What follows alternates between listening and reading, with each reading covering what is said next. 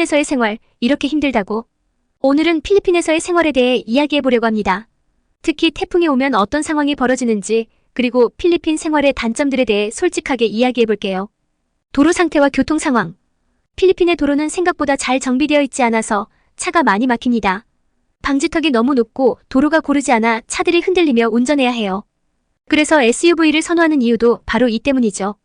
또 하이패스 시설이 거의 없고 대부분의 도로에서 수동으로 요금을 지불해야 하니 긴 대기 시간이 발생하게 됩니다. 이럴 때는 차 안에서 돈을 준비하느라 바쁘고 옆 차선에서는 누가 빵빵거리기도 하죠. 태풍과 도로 침수.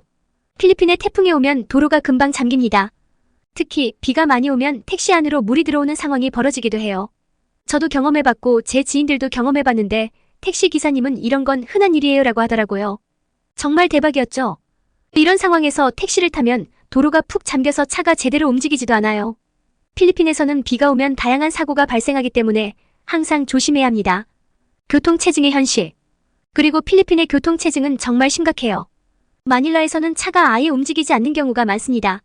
한 매체에 따르면 2024년에는 메트로 마닐라가 전 세계에서 교통체증이 가장 심한 도시로 선정되었다고 하더군요.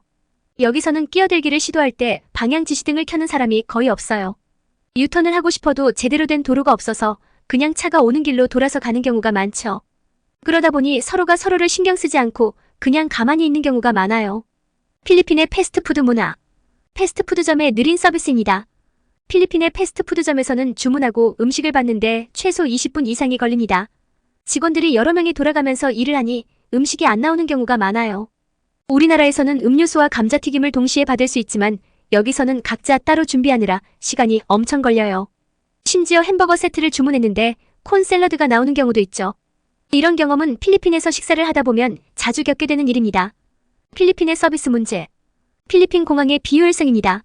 우리가 이용하는 니노이 아키노 국제공항은 자동 출국 시스템이 없어서 모든 사람이 일일이 확인을 받아야 해요.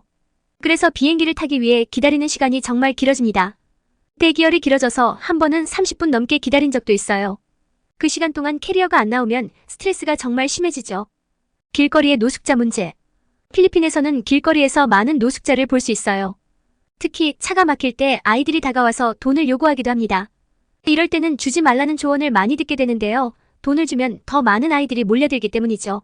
이런 상황에서는 안전을 위해 조심하는 것이 좋습니다. 필리핀의 문화적 차이. 필리핀에서는 문화적 차이로 인해 느린 서비스가 당연하게 여겨집니다. 한국에서는 빨리빨리 하는 문화가 있지만 필리핀에서는 느리게 진행되는 것이 일반적이죠. 그래서 인내심을 가지고 기다리는 것이 필요해요. 그래서 필리핀을 한마디로 정의하면 뭐다? 필리핀은 기다림이다. 라는 말도 있어요.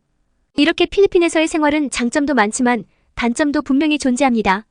하지만 그 모든 경험이 우리를 더욱 단단하게 만들어주는 것 같아요. 여러분도 기회가 된다면 필리핀을 방문해보세요. 다양한 경험을 할 수 있을 거예요. 감사합니다. 다음 영상에서 또 만나요.